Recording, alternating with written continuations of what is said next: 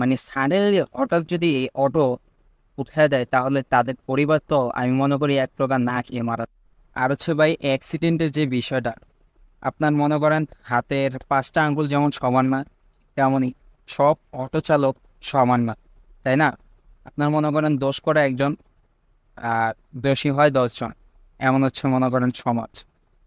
যাই হোক, একজনের কারণে হোক আর নাহলে 10 জনের কারণে হোক অ্যাক্সিডেন্ট হতো অটো রিক্সার মাধ্যমে, এটা শুধু আমার মন্তব্য না ভাই। এটা এলাকার বলেন বা সমাজের বলেন বা দেশের বলেন, যাকে জিজ্ঞেস করবেন তার দ্বারাই আপনারা জানতে পারবেন যে অটো রিক্সার কারণেই, আমি মনে করি অটো রিক্সার কারণেই, আমি কেন সবাই মনে করে যে অটো রিক্সার কারণেই আমাদের মনে করেন অ্যাক্সিডেন্টের পরিমাণটা অনেকটাই বেড়ে গেছে।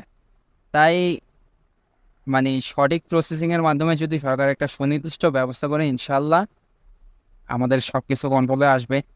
বাকিটা তো দেখা যাক, আল্লাহ ভরসা। আল্লাহ হাফিজ।